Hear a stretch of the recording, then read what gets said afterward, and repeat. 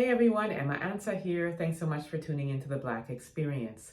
Today we're going to talk about the skin bleaching industry, a multi-billion-dollar industry. And we're going to hear from a sister from Nigeria who's going to share her story and her journey through skin bleaching, why she did it, and why people in Nigeria in particular do it. Take a look at this. This is why skin bleaching will never stop in Nigeria. I want to tell you a story. When I was much younger, dark skin, my sister is very light skin, my mom is super light skin, so obviously my sister took after my mom and I took up with my dad's complexion. And when I was young, I am dark. My sister was super light skin. I'm the first daughter. My sister was the very first person following me, and all through my childhood, all I got from people was, see her sister, she's so fine. And people will say it in front of my mom, and even behind my back they'll say things like, this your picky, this your child, she fine, she looks like you, this one looks like the dark. And they'll do their face like that, like, black skin is horrible. And as a child, I had all of this, people were telling me this. And obviously, I just thought to myself, I didn't look good because nobody complimented me that I looked beautiful. And everyone just, made me feel like because I was dark skinned, I'm not beautiful. And my sister was more beautiful because she was light skinned. And honestly, this continued through primary school, secondary school. The moment I started earning a bit of money, I started lightening my skin.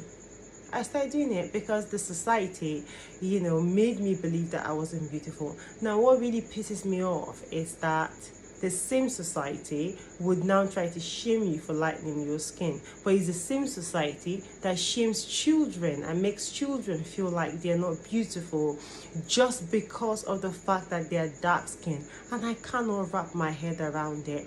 If you're a mother out there and someone is telling your children, one is light, one is that, someone is saying things like, why is this one dark? Rebuke that person in front of the child. My mom didn't know any better, and even my mom was saying it, and I know she doesn't understand. It's out of ignorance of not understanding the repercussion of saying something like that. But even my mom said when she had me, people were telling her, who is this black child in your back, and she had to pray to God to ask God that she wanted a child that had her skin color. So you can imagine that type of mentality. I'm not blaming my mom. She was just an innocent woman that was a victim of society. But the funny thing is, this same society is then going around then shaming people for bleaching. But you're telling children that they're not looking good because they're not light skinned, and then you're going back to then tell this person as an adult, why are you bleaching your skin, why are you doing this, and this affects your self-esteem. It did affect my self-esteem at some point as a teenager, and a much younger lady, but now it doesn't. Years ago, I embraced my skin. I stopped bleaching my skin. I'm happy that I was able to get to that point where I started loving myself and I wasn't bleaching my skin. But some people haven't been able to get to that point yet, and it's unfortunate. And that's why skin bleaching will never stop, and that's why people bleach their children, because the society will show you, that child is too dark, he's too black. Why? It is wrong. So we need to desensitize, if that's even the right word. We need to, we need to have seminars. We need to have seminars. We need to have talk shows, not just talk shows. We need to have radio shows. We need people to know that they are the problem. By making these comments, you are actually telling that child that light skin is better, and their mind is so innocent. And mothers, please protect your child. Shun anybody that says that kind of stupid comment to your child, because I got to stop, but some people cannot stop and they just keep carrying on, and there's too much dangerous effects to actually lightening your skin. It's so sad. So as you can hear, this sister said that she took after her father, who was of a more darker complexion, and so she was a darker child. And as you can hear, she was told that she wasn't good looking. She was never complimented, even by her own mother, her mother's friends, people on the continent, people in the country of Nigeria. So imagine hearing this your whole life. And as she said, when she finally got to a point where she can afford to do it herself, she started bleaching her skin. Now, skin bleaching is very, very, very dangerous. There are a lot of toxins, harmful toxins in there that can cause major health issues, including internal, the soft tissue organs, skin thinning, the list goes on. And so this sister, I'm glad, as you can hear, she mentions that she stopped eventually and started embracing her natural skin and started loving herself. But it took her a while to get there. It took her going through years and years of not feeling good, self-esteem not good, self-worth was down. As she mentioned, people were not complimenting her, so she never felt good about herself and about her looks. But her sister was always getting complimented because she was light-skinned. And the part that really was heart-wrenching to me is when she said her mother would actually pray that she didn't have a dark-skinned baby. So being around this environment your whole life and just, having ingrained in you that darker complexion is considered to be not good and you're like cast out, would cause somebody to develop a complex about the way that they look and end up bleaching their skin. So this sister's story sounds to me like this is something that's common in Nigeria. And as you can see from this bar, 60% of Nigerians are bleaching their skin, as opposed to the other countries in Africa. So that's a pretty huge percentage. So it sounds to me like they really do focus on complexion, and that the ladies and women with the lighter complexion are the ones that are more desired.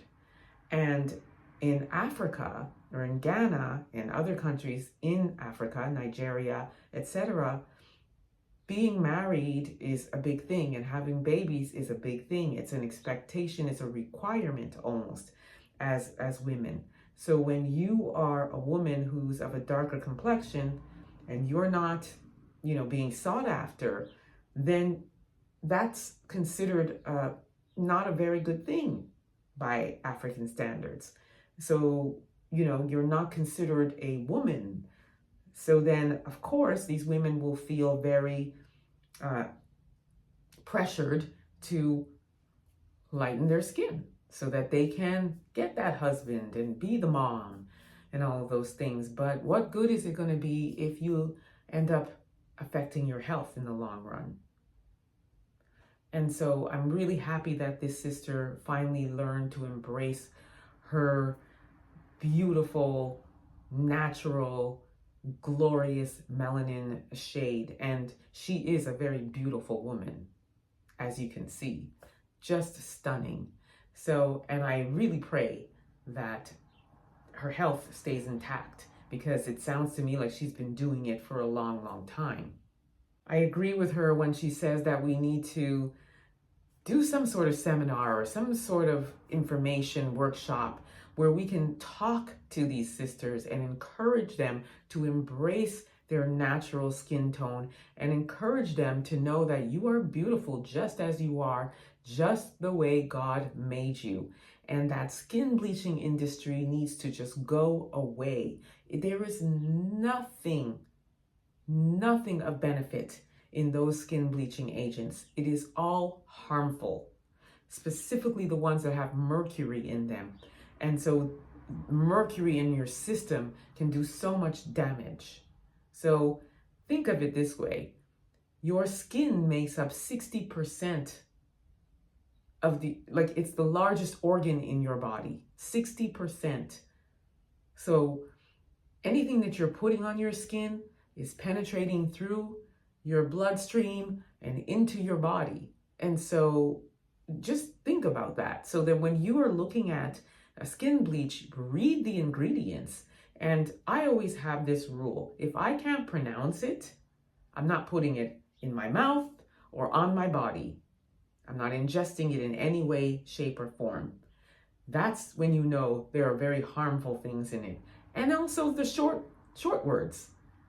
So you want to read and educate yourself about what you're putting on your skin.